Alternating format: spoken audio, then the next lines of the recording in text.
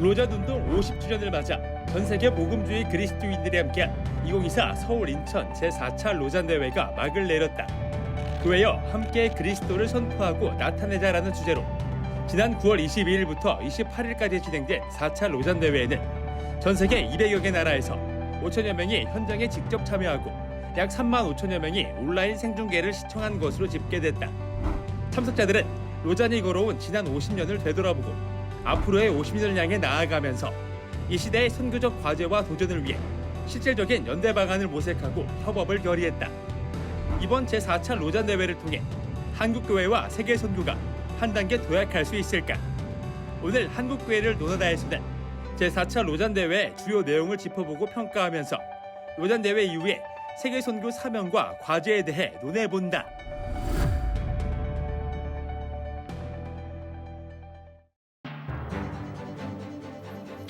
안녕하십니까. 한국교회를 논하다 진행을 맡은 박찬호 교수입니다.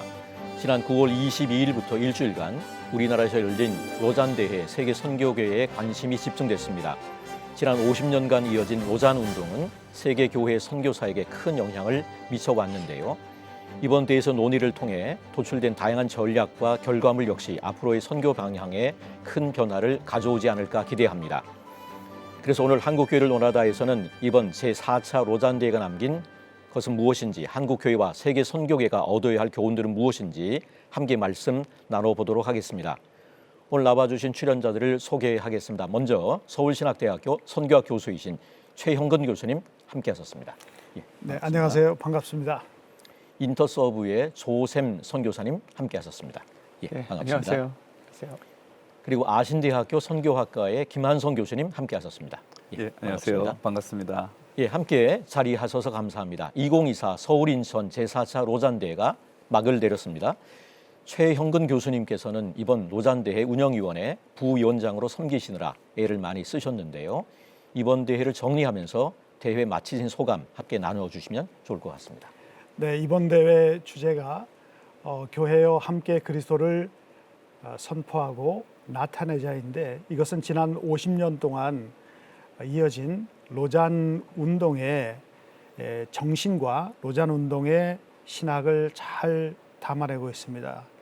속칭 총체적 선교이죠. 우리가 복음을 선포할 뿐만 아니라 복음을 우리의 일상의 삶에서 어떻게 잘 구현해내고 살아내자인데, 그러한 것들이 7일 동안의 로잔 대회의 모든 프로그램 가운데 나름대로 잘 녹아들었다고 생각하며, 이러한 것들이 향후 로잔 운동에 큰 영향을 미치고 예수 그리스도의 대위임령을 전 세계 복음주의 교회가 함께 수행해 나가는 데 있어서 큰 동력이 될 거라고 생각을 합니다. 오전 성경 강해와 오전의 주제 강연과 또 오후에 협업 세션들과 또한 25개의 세계 선교의 도전적인 과제들을 가지고 5천 명이 넘는 참가자들이 함께 논의하고 머리를 맞대고 복음을 어떻게 전하고 어떻게 살아낼 것인가를 함께 논의한 것은 굉장히 큰 의의가 있다고 생각하며, 분단된 이 한반도 땅에서 이 로잔 대회가 열렸다라고 하는 것은 예수 그리스도의 화해와 용서와 긍휼과 그리고 하나님의 큰 사랑을 나타내는 그러한 내용을 담고 있다고 생각합니다. 또한 저희가 한국 선교 140주년을 맞이하는데 목요일 저녁 한국교회 밤에서 12개의 상징물을 가지고 한국교회 역사를 담아냈고, 그 가운데서 특히 마지막 부분에 한국교회가 겪고 있는 어려움과 침체에 대해서 솔직 담백하게 고백을 하고 미래의 한국교회가 더 새로운 방향으로 나가기 위해서 세계교회 참가자들에게 기도를 요청하고 우리가 세계교회를 위해서 또 함께 기도했던 것은 아름다운 장면으로 남아 있다고 생각을 합니다. 또한 이번 4차 로잔 대회 초청위원회가 한국교회 홀로 한 것이 아니라 우리가 아시아에 속해 있기 때문에 아시아 교회들과 함께 공동 초청위원회를 구성해서 이 대회를 초청한 것은 또 협력, 협업이라고 하는 기치를 들고 시작된 이 로잔 운동의 나름대로의 중요한 시사점이 있다고 생각을 합니다. 마지막 회의회 때 한국과 일본의 목사님 두 분이 올라서 성만찬을 집례해 주신 것도 한국과 일본 이 아시아의 두 나라가 마지막 폐회배 때 전 세계 교회를 향해서 나름대로의 화해와 함께함과 협업의 중요성을 일깨워준 그러한 상징을 내포하고 있다라고도 생각을 합니다. 나름대로 이 대회를 통해서 저 개인적으로도 많은 도전을 받았고 또 하나님께서 한국 교회를 사랑하시고 계속해서 소망을 가지고 우리가 하나님을 의지하며 나가야 된다라고 하는 그러한 생각을 갖게 되었습니다. 예, 이어서 두 분도 이번 로잔대회에 참여하고 지켜보신 소감을 나눠주신 후에 본격적인 말씀을 이어가면 좋겠는데요. 조샘 선교사님부터 한번 나눠주시죠. 네, 제 개인적으로는 굉장히 큰 감격이었어요. 왜냐하면 20대 때에 복음 전도의 중심을 둔 단체, 대학생 선교 단체에 있으면서 사회적 책임, 80년대의 격변 가운데 그걸 고민할 때에 로잔에서 나온 문건들이 계속 번역되어 들어오면서 복음의 깊고 넓음을 깨달으면서 다시 두 번째 회심을 할 수 있었거든요. 그 대회를 이 땅에서 할 수 있다라는 것. 그리고 이제 아까 최 교수님도 말씀했지만 이번에 참석했던 가까운 외국 친구들하고 얘기를 해보면 이번 대회에서의 가장 하이라이트가 언제였느냐라고 물어보면 종종 목요일 저녁에 한국교회가 자신을 스스로 고백하고 약점까지도 고백하고 또 복음에 있어서의 총체성으로 자신을 돌아보려고 하는 그런 해석의 스토리들을 만들어내는 것에 가장 큰 감명을 받았다고 하더라고요. 참 감사한 시간이었고 이번에 애쓰신 준비위원장님 또 준비위원회들 또 온누리교회 성도 여러분들 많은 자원봉사자들 정말 너무너무 감사드립니다. 많이 쓰셨어요. 정말 감사합니다. 김한성 교수님께서도 한번. 예, 이게 한 주의 대회였지만 수년 동안 준비를 하시고 그리고 이것의 영향은 앞으로 적어도 10년 아니면 15년, 20년 정도는 끼치지 않을까 그런 생각이 되는 그런 큰 대회였잖아요. 근데 이 대회가 80억 인구가 넘는 이 전 세계의 복음을 듣지 못하는 사람들에게 우리가 어떻게 복음을 전할 것인가 라고 하는 그 고민을 하는데 정말 전 세계에 5천 명이 넘는 사람들이 허심탄회하게 25개의 과제를 가지고 이야기했다는 것 그리고 그거를 또 앞으로도 잘 하자라고 하는 어떤 그런 서약도 했다는 것 그거는 정말 아주 큰 일이 아닌가 그런 생각이 듭니다. 예, 로잔 운동은 세계 선교에 있어서 중요한 역할을 감당해 왔는데요. 잘 모르시는 시청자들을 위해서 언제 시작되었고 어떤 길을 걸어왔는지 또 세계 선교에 어떤 영향을 미쳤다고 생각하시는지 조샘 선교사님께서 짚어주시면 감사하겠습니다. 개신교는 종교개혁 이후로 계속해서 나뉘어져 왔습니다. 물론 그것이 교리적인 것도 있었지만 언어적으로 성경이 번역되면서 계속 나뉘어져 왔죠.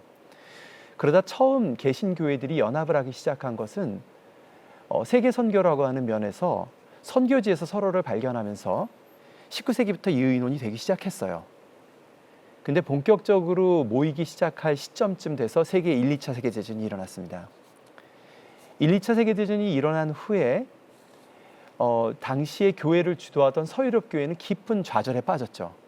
왜냐하면 1, 2차 세계대전의 주범들이 터키랑 일본을 빼놓고는 전부 기독교 국가들이었거든요.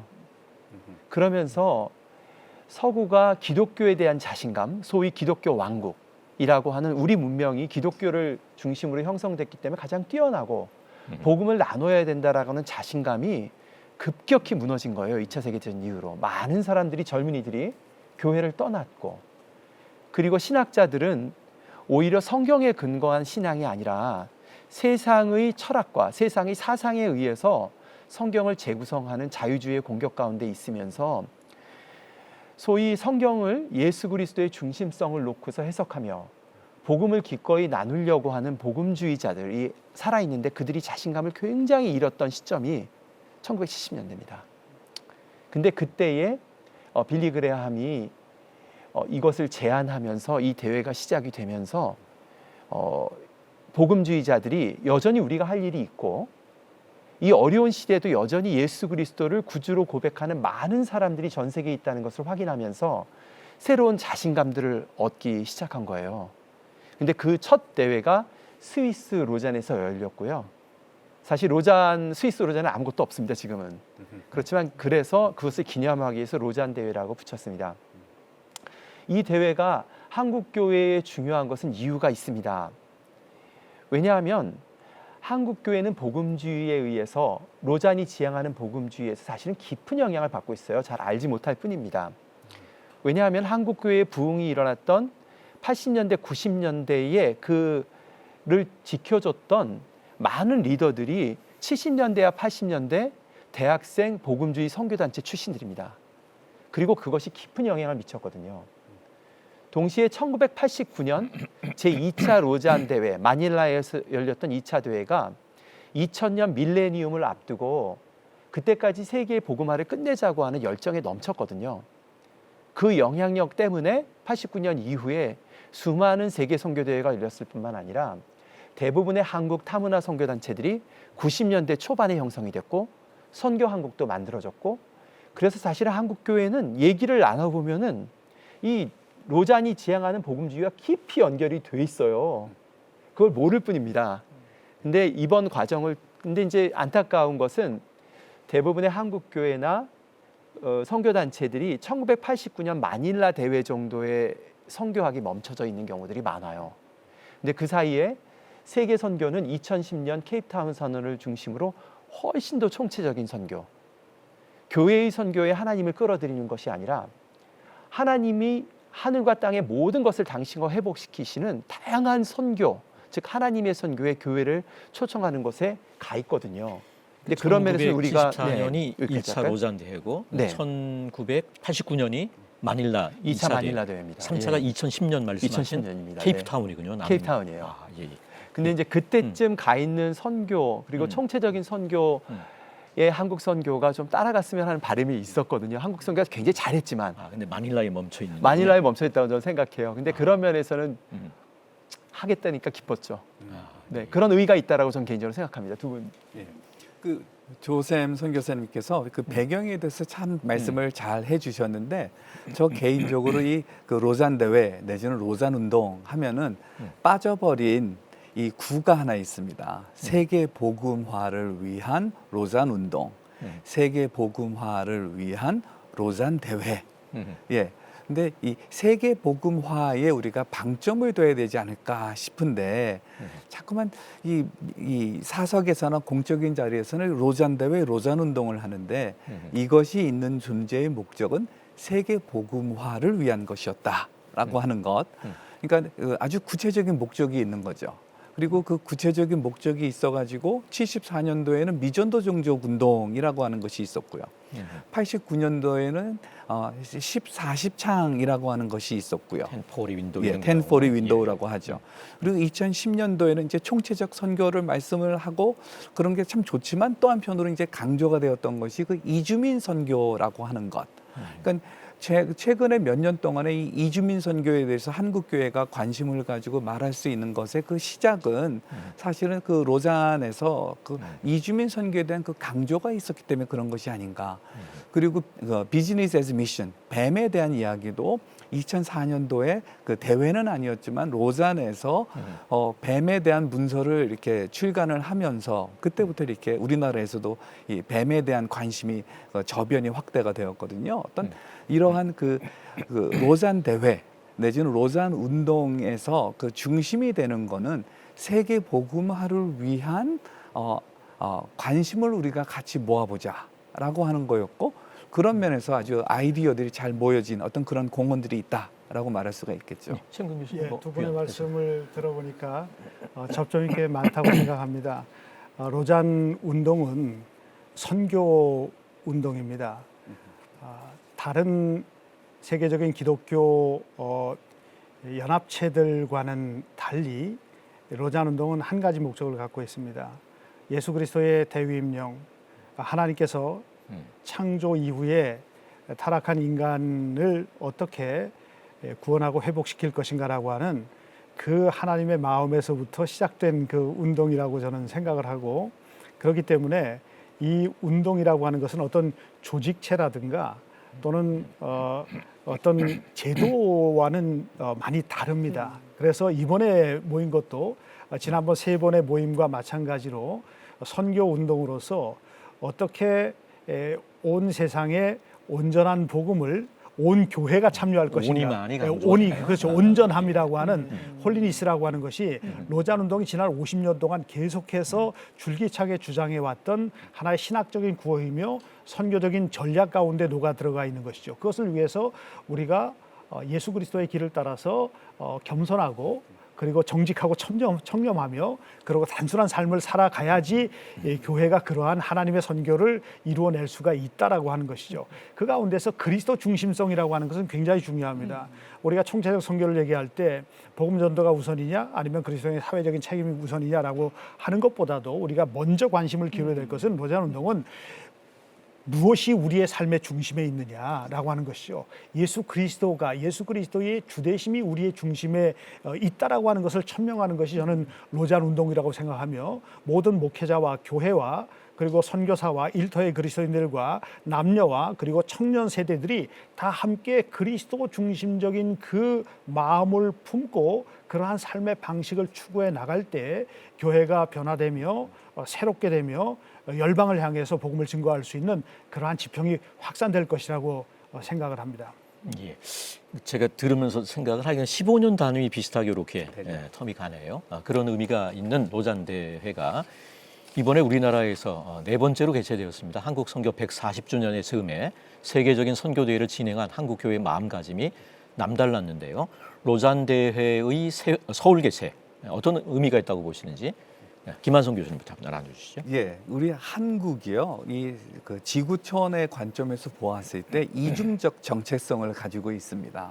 예, 정말 도움을 받았던 나라가 도움을 주는 나라가 됐고, 그리고 비선교지가 선교지가 되었고라고 하는 어떤 이런 그 이중적 정체성을 가지고 있는데, 이 한국에서 로잔 대회가 열림으로 말미암아서 적어도 이 서양과 동양이 그 한국이라고 하는 그 이중적 정체성이 있는 곳에서 그리고 그 사람들이 우리 한국 교회가 한국 성도들이 정말 그 전심으로 지원하고 돕고 운영하는 그런 대회에 모였다라고 하는 것, 그것이 참으로 그 귀한 그 기여가 아니었을까 그런 생각이 들고요. 또 한편으로는 우리 한국 교회가 배워야 될 것은 뭐냐 하면, 이번 로잔 대회는 그 서울 인천에서의 그 로잔 대회는 앞에 세 번의 그 대회와는 달리 드디어 비서구와 서구가 동등한 관점에서 만날 수가 있었던 그런 첫 대회가 아닌가 싶습니다. 예, 그런 면에서 우리 한국 교회는 우리가 이제 선교를 하더라도 기독교적 협력을 하더라도 우리가 넉넉한 나라고 가난한 나라를 돕는 거야. 너네도 우리 따라와. 뭐 이런 것이 아니라 정말 친구 대 친구로서 그 동등한 관점에서 협력하는 것, 그거를 우리가 이번 대회를 통해서 배웠어야 되지 않을까 그런 생각입니다. 예, 한국교회를 논하다 오늘은 지난 한 주간 열린 제4차 로잔 대회의 주요 내용을 짚어보면서 이번 대회의 의의는 무엇인지, 아쉬운 점은 없었는지, 또 앞으로 세계 선교가 나아가야 할 방향은 무엇인지 함께 말씀 나누고 있습니다. 앞서 로잔 운동 역사를 간단히 짚어보았는데요. 그간 로잔 대회가 중요한 역사적 변곡점에서 시대적 상황들을 반영하며 메시지와 방향성을 제시해 왔는데요. 이번에도 그런 역할을 잘 해냈다고 보시는지, 이번 대회가 주목한 시대적 상황이나 교회가 직면한 과제들이 어떤 게 있는지 한번 최헌근 교수님께서 한번 나눠주시죠. 로잔 운동에 있어서 다양한 수식어가 붙는데, 로잔 운동은 기본적으로 선교 운동이다. 로잔 운동은 뭐 예언자적인 운동이다. 로잔 운동은 목회적인 차원도 담고 있다. 로잔 운동은 젊은이들에게 플랫폼을 제공해주고 복음의 컨텐츠를 제공해주는 또 미래지향적인 운동이다.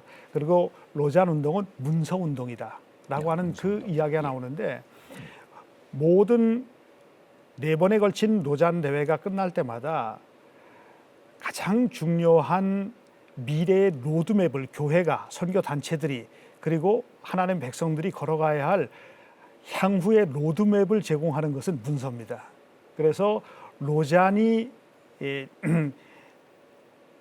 작성한 1차의 로잔 언약과 2차의 마닐라 선언과 3차의 케이프타운 선언, 그리고 이번에는 서울 선언입니다. 서울 아직까지 선언. 확정은 안 됐습니다. 서울 많은 선언. 피드백을 받아가지고 리비전을 거쳐야 되는 그러한 과제가 남아 있지만은 서울 선언이 담고 있는 7개 항목 가운데 특별히 네 번째 항목인 인간에 관한 것이 이번에 서울 선언이 세계 교회를 향해서 하나님의 형상으로 창조된 인간이란 과연 무엇인가에 대한 나름대로의 고민을 담아낸 그러한 주장을 한 것이요. 그 가운데서 핵심이 섹슈얼리티와 젠더 이슈입니다.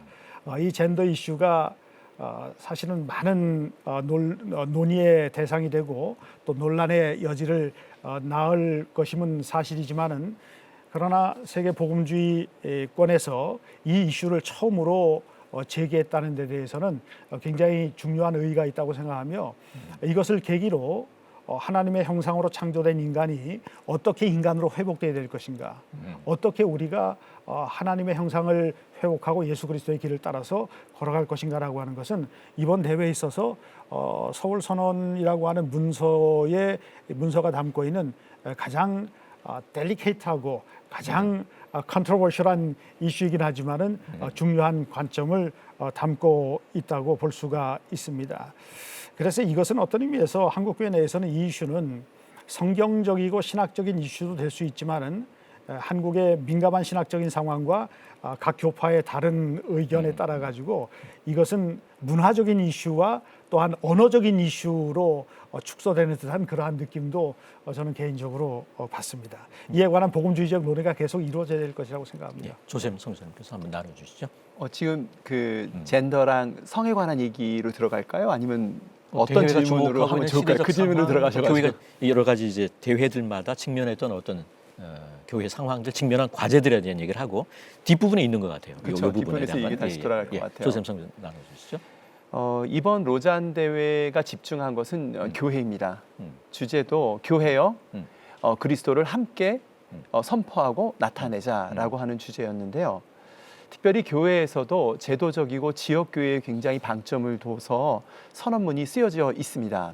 전체 7가지 부분 중에 교회와 제자도라고 하는 두 부분이 전부 교회론을 다루고 있습니다. 근데 저는 그 집중성은 중요하다고 생각해요. 그리고 존중합니다.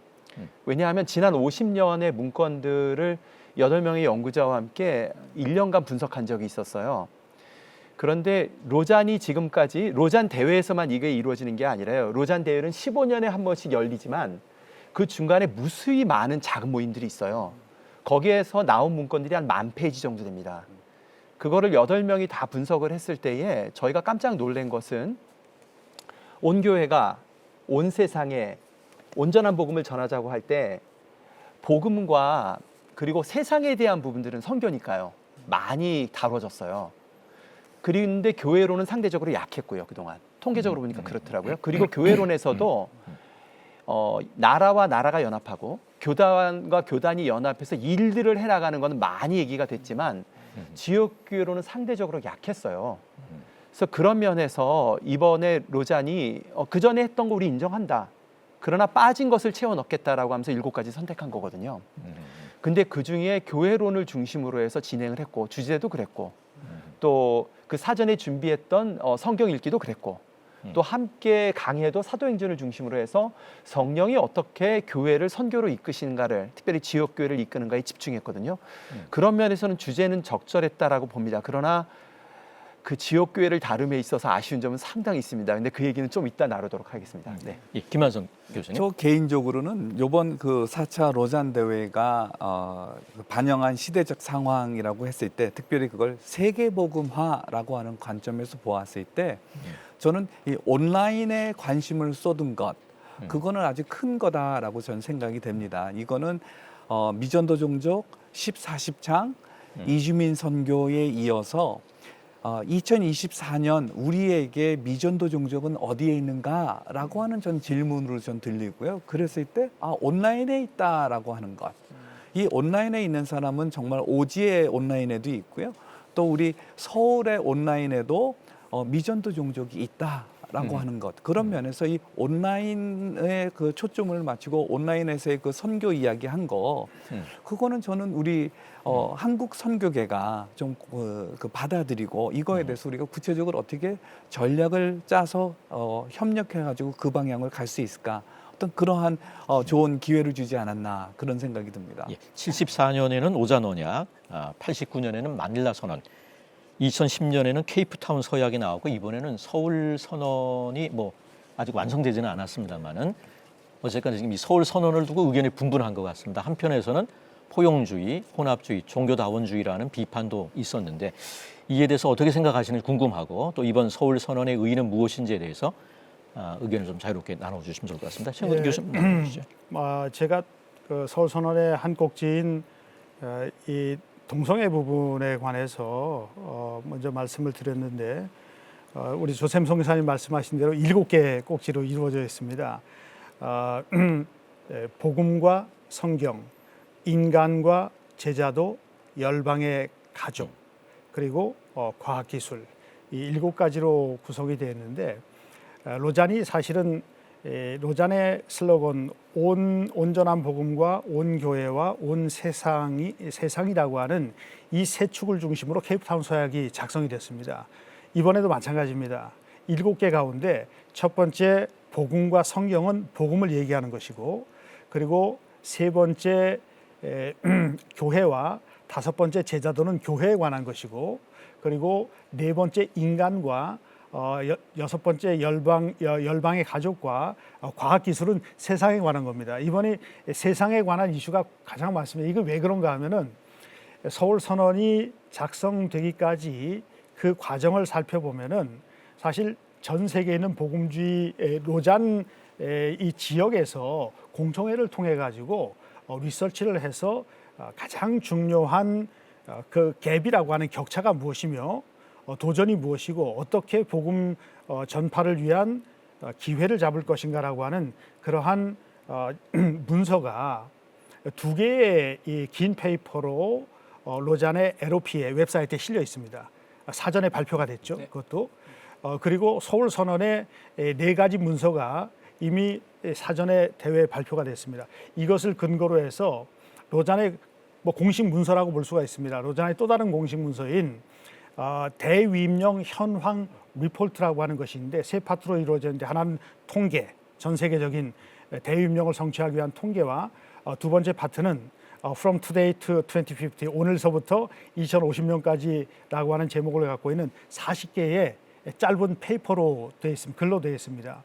그리고 세 번째는 12개 지역의 관심사로 이루어져 있습니다. 이런 과정을 통해 가지고 서울 선언이 7가지 이슈를 복음과 교회와 세상이라고 하는 것으로 담아내고 있습니다. 전체적인 모든 이슈들을 다 담아내지 못했지만은 이 가운데 사실은 여러 가지 보완해야 될 것들이 남아 있는 것은 사실입니다만은 로잔의 전통적인 로잔 언약과 마닐라 선언과 케이프타운 선언에 기초하여 이것이 작성되었다라고 하는 것이죠. 그래서 함께 서울 선언을 나중에 읽어보실 때 로잔의 문서를 4개를 한꺼번에 읽어보시고 또한 대위임령 현황 보고서도 함께 읽어보시면은 더 이해가 쉽지 않을까라고 생각합니다. 기본적인 내용은 뭐 위키나 이런 데 다 들어가 있죠. 내용들이. 그렇죠. 예, 다 인터넷상에. 로잔 웹사이트에 다 들어가 있습니다. 모든 언어로 다 돼 있어요. 모든 언어로 다 돼 돼 있습니다. 예. 조sem성 기자님 한번 나눠주세요. 서울 선언의 의의 이런 부분을 나누고 있는데요. 저는 사실은 그 대회가 시작되는 첫날 서울 선언문을 받아보고서 밤 늦게까지 12시까지 다 읽었어요. 그리고 그 다음날 월요일 날 다시 생각을 하면서 저는 지역교회를 중심으로 해서 이야기를, 그러니까 거기도 제일 처음이 복음을 설명하거든요. 또 쭉 읽어보면 성령이 어떻게 지역교회를 이끌어 오셨는가를 끝이 맺게 돼요. 근데 그런 것들 선택에 대해서는 전 선택이니까 존중해요. 이번에 이걸 하겠다라고 존중하지만 전체를 다 읽고 나서는 사실은 많이 실망했습니다. 왜 그러냐면요. 7가지 주제 중에 3가지가 세상을 다뤄요. 나머지 4가지는 물론 제자도는 겹치긴 하지만 나머지 3가지는 우리가 누군가에 대한 기본적인 설명이에요. 그리고 나머지 세상에 대해서 얘기를 하는데요. 근데 우리가 누군가를 설명할 때에 그것이 지역교회를 중심으로 해서 얘기를 하는데 여러 가지 위험들이 도사리고 있어요.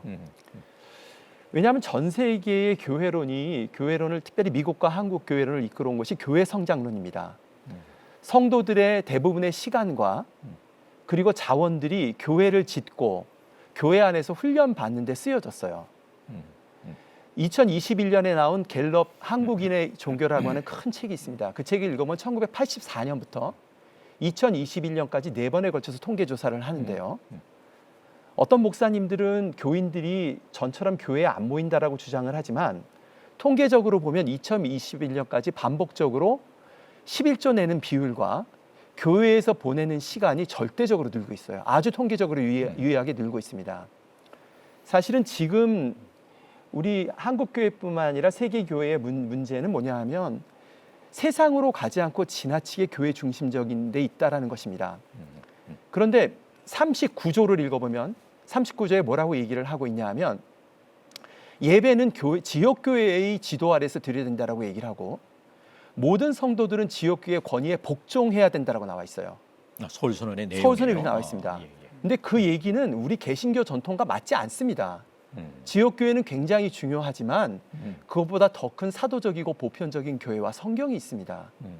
그리고 71조에 보면은 뭐라고 얘기를 하고 있냐면은 제자 훈련을 하는 교회가 선교의 목적이자 수단이자 목적이라고 정의하고 있어요. 그것은 무엇이냐 하면 2010년에 선교를 넓게 봐서 복음 전도와 목양이라는 것을 넘어서서 세상의 다양한 영역에서 하나님의 일에 동참해야 된다라고 하는 큰 선교의 개념을 오히려 교회의 선교로 회귀시키는 역할을 갖고 왔어요. 협소화하는 그런. 그래서 전체적인 문건이 어떤 입장에 있냐 하면 서문에도 그런 얘기가 나와 있습니다. 여러 혼란 중에 교회가 위기 가운데 있다라고 얘기를 하고 있는데 이바프 푸발란하고 빅토르 나카르가 그걸 적고 있는데 그 얘기들을 보면은 세상으로 나가서 복음을 증거하고 세상을 변혁시키겠다는 소망에 근거한 자신감보다는 공격받고 있는 종교를 지키겠다라고 하는 종교성이 굉장히 강화되고 있어요. 이랬던 적이 없어요.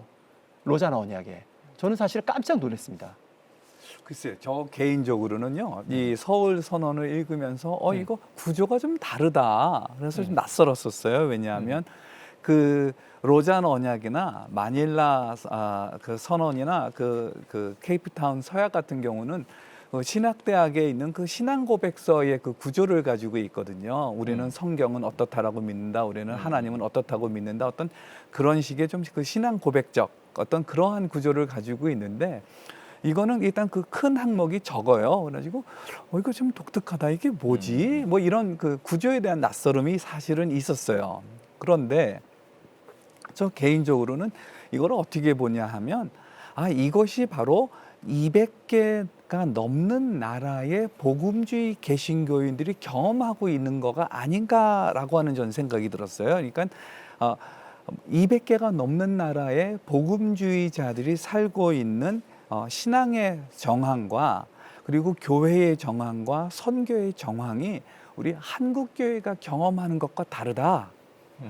그리고 이 서울 선언을 작성한 분들이 33분인가로 알고 있는데 그 중에서 그 대표가 2분인데 한 분은 아프리카 분이고 한 분은 스리랑카 분이세요. 그러니까 이 아시아, 아프리카, 그러니까 비서구 세계의 성도들의 목소리가 많이 들어가 있는 것이죠. 그러니까 그런 면에서 보았을 때 이 우리 복음주의자들을 구성하고 있는 사람들이 정말 다양하구나. 아주 그 복음주의자 안에서도 보수적인 사람이 있고 중도적인 사람이 있고 좀 더 그 개방적인 사람이 있고 우리 복음주의자 안에서도 참 다양한 사람들이 존재하는데 이 33명의 그 신학 작업 그룹이라고 하는 이 분들이 이거를 적을 때에는 이것들을 강조하면서 적었구나인데 근데 이분들이 밑도 끝도 없이 한 것이 아니라 아까 말씀하셨던 그 로잔 오케이셔널 페이퍼 뭐 70, 71, 72, 73 한 3개 정도죠. 여기서 다루고 있는 내용들이 요약이 되면서 정리가 된 그런 구조를 가지고 있더라고요. 그래가지고 저 개인적으로는 아까도 제가 서두에 서구 교회와 비서구 교회가 동등하게 만나는 자리였다라고 제가 얘기한 이유가 이 서울 선언을 작성하는 데 있어서도 좀 더 그 개방적인 서구, 특별히 유럽 교회와 아주 보수적인 이 아시아 아프리카 교회가 같이 목소리를 모아가지고 만들어낸 내용이 이런 내용이 아닌가 좀 그런 생각이 들고요. 그런 면에서 중도적이어서 보수적인 데에서도 지금 좀 부정적인 비판의 말을 듣고 있고 개방적인 데에서도 또 그 비판의 목소리를 듣고 있는데 저 개인적으로는 이거는 지금 전 세계 200개가 넘는 그 나라에서 살고 있는 복음주의자들의 생각이 아닌가 저는 그렇게 생각을 합니다. 예. 저는 그 부분에 대해서 강력히 문제 제기합니다. 왜냐하면 이번에 33명의 신학위원이 누구인지 밝히지 않고 있어요. 그게 하나고요. 그리고 그 문건이 처음 발표됐을 때에 피드백을 받겠다고 하지 않았어요. 그거는 읽고 오라고 했었습니다. 그리고 지난주 목요일자 크리스티애니티 투데이지에 나온 글에 의하면 이거를 입안했던 이바르 푸발란하고 빅터 나카르가 분명히 말했어요. 이거는 마지막 버전으로 우리가 냈던 거였다. 근데 그 문제에 대해서 화요일과 수요일에 너무나 많은 사람들이 문제 제기를 했고 이것에 진짜 너무나 그 불편함을 느꼈던 사람들이 자발적으로 70명이 모였는데 화요일 저녁에 모였는데 거기 크리스토퍼 라이트도 왔었어요. 문제 제기를 하니까 금요일 날 피드백을 받겠다라고 말을 바꾼 거예요. 그러니까 과정 자체가 올바르지 않고요. 그리고 이바르 푸발란이라 빅토르 나카르 같은 사람이 그 사람들이 아시아 사람이라고 해서 아시아를 대표한다라고 말하기는 어려워요. 이바르 푸발란 같은 사람은 이렇게 하면 좋을 것 같습니다. 지금 얘기가 네, 되다가 여기까지 얘기가 얘기할게요. 되다가 뭔가 로잔에 뭐 네. 문제가 많았던 것처럼 이렇게 네, 비춰질 수 있을 것 네, 같은데 네, 지금 그- 얘기가 나왔던 것 중에 우리가 얘기를 안 한 거가 동성애 이슈에 대한 걸 조금 못 다룬 것 같아요. 그러게요. 한두 예, 예. 분만 좀 나누시고 BAM 뱀에 대한 거를 아까 교수님 말씀했던 그 부분에 대한 거를 어떻게 하는 게 나을까요? 동성애에 대한 걸 지금 말씀하시겠어요? 말하고 싶어요. 그걸 네. 하시고 BAM에 대해서 송 교수님이나 이게 먼저 그 동성애 문제를 한번 말씀해 주시면 좋을 것 같습니다. 저는 요번에 97개 조항 중에 15개 항을 인간 정체성에 대해서 다루고 있어요. 근데 사실 인간 정체성을 얘기하면 얘기할 게 굉장히 많잖아요. 근데 그게 전부 다 성 정체성을 다루고 있습니다. 그러니까 굉장히 중요하게 다룬 주제죠. 그렇게 많은 부분을 거기에 써야 되는가에 대해서는 논란이 있어요. 많은 피드백이 있었습니다. 그러나 저는 시적절했다라고 봅니다. 왜냐하면 성 정체성 문제는 굉장한 혼란을 주는 문제예요. 그리고 성경에 근거해서 동성 성행위가 죄라는 것, 그리고 국가가 그것에 대해서 개입하는 문제에 대해서 반대하는 것들에 대해서 저도 역시 동의를 합니다. 그러나 그것을 제가 말한 것을 분명히 하고요. 저 역시 성경적으로 죄라는 것을 전제로 합니다. 그러나 한 가지 그 문건이 쓰여진 톤에 대해서는 저는 염려를 합니다. 뭐냐 하면 그 톤이 우리를 지키려고 하는 톤이에요. 지금 뭐냐 하면 동성애자와 정부의 그런 잘못된 법으로부터 우리 후손들을 지키고 우리 교회를 지키겠다는 톤이 굉장히 강해요. 그러나 동성애자들을 사랑하고 그들에게 나아가려고 하는 메시지는 거의 없다시피 좀 합니다. 노력하다. 예. 뭐냐 하면 만약에 동성애자들이 죄라고 얘기를 하려면 그와 동시에 균형 잡기에 얘기할 것들이 있어요. 그것은 뭐냐 하면 우리가 죄인임에도 불구하고 그것은 동성애뿐만 아니라 우리 모두를 포함합니다. 여전히 하나님의 형상을 가진 존귀한 존재이기 때문에 차별을 받을 수 없다라는 거죠. 아, 그렇죠. 그리고 그동안 사회적으로 여러 문화에서 다양한 방법으로 차별을 받았던 동성애자들의 아픔에 교회가 함께하지 않았던 것들에 대한 회개들이 필요합니다. 그 얘기와 함께 동성애가 죄라는 것을 함께 얘기해야지 이게 밸런스가 맞아요. 그게 예수 그리스도의 복음에 가깝습니다. 예수님께서 그 당시에 세리들이나 창녀들에 대해서 그들의 죄라는 것을 지적하기 전에 그들의 친구가 되셨고 예수님의 별명이 죄인들의 친구셨어요. 근데 그 로잔 선언문, 지금 서울 선언문은 그런 예수님의 향기를 느끼기는 참 어려운 문건이고 대단히 안타깝게 생각합니다. 예, 서울 선언을 이제 조샘 성교사님이 크리스티애니티 투데이라든가 몇몇 이제 기사를 읽고 이제 말씀을 하셨는데 월요일 국제로잔에서 공식적으로 발표를 해서 많은 혼란을 초래했습니다. 발표 외부로 발표가 되지 좀 않았으면 좋았을 텐데 하는 생각을 제가 했고, 그리고 우선 내부적으로 1차나 2차나 3차 때처럼 내부적으로 참가자들이 이것을 먼저 회람한 다음에 피드백을 받고 신학위원회에서 리뷰를 해가지고 여러 가지 다양한 의견을 수렴해서 이 문서가 나왔으면 좋았는데, 그러한 것들이 그렇게 되지 않은 것에 대해서는 참 저도 안타깝게 생각을 합니다. 그리고 조샘 선교사님이 말씀하신 이 성 정체성에 대한 이 동성애에 대한 이 성경적인 접근이라든가 이런 것들에 대해서는 제가 아까도 말씀드렸듯이 복음주의 진영에서 이러한 이슈를 제기하고 나름대로 성경의 근거에서 풀어내려고 했던 것은 굉장히 큰 의의가 있다고 생각하며 다양한 의견들이 수렴될 수 있다고 생각합니다. 그런데 이제 한 분의 그 섹슈얼리티 앤 젠더라고 하는 이 25개 이슈 가운데 하나가 들어가 있습니다만은 거기에 참여했던 분의 의견을 제가 여기서 한번 읽어볼게요. 성별과 성적 지향이라는 주제를 보는 순간 대부분은 보나마나 모든 토의가 LGBTQ 관련 문제에 초점을 맞출 것이라고 간주했습니다. 그러나 주로 아프리카와 아시아 출신의 소수가 이 세션을 선택한 건 전혀 다른 이유에서였습니다. 그들은 남성과 여성의 관계 그리고 결혼 및 가족과 관련된 더 광범위한 문제를 탐구하고 싶어 했습니다라고 하는 그러한 이야기를 했습니다. 그런 의미에서 아시아와 아프리카나 남미에서 온 사람들하고 이 서구적인 관점하고는 또 다른 그러한 관점에서 이게 접근해 볼 수가 있기 때문에 다양한 의견이 있다고 생각합니다. 예, 김한성 교수는 한 30초 정도. 저 개인적으로 네, 얘기를 마무리 하면 해주시죠. 저는 이 여전히 우리나라는 그래도 목소리를 낼 수 있는 교회입니다. 정부를 향해서 사회를 향해서 목소리를 낼 수 있는 교회지만 얼마나 많은 아시아, 아프리카, 남미에 계신 교회가 정부에게 우리는 어떻게 생각한다를 말할 수가 있겠습니까? 또 정부가 시행하는 대로 따라가기가 쉽죠. 그런 면에 있어서 이 약한 연약한 교회들에게 이 성에 관련해 가지고 어떤 그 복음주의자들이 이렇게 생각한다라고 얘기하는 거 그거는 전 적절했다 생각이 되고요. 다만 그 워딩으로 가가지고 이게 적절했냐 부적절했냐라고 하는 건 그거는 워딩이기 때문에 누군가는 찬성하고 누군가는 반대합니다. 예. 한국교회를 논하다 오늘은 지난주 막을 내린 2024 서울 인천 제4차 로잔 대회의 내용을 짚어보고 의의와 과제에 대해 함께 말씀 나눠보았습니다. 온 교회가 온전한 복음을 온 세상에 전하는 로잔의 정신이 한국 교회와 세계 교회에 널리 퍼지기를 기대하면서 오늘 순서 여기서 마칩니다. 함께해 주신 여러분 고맙습니다.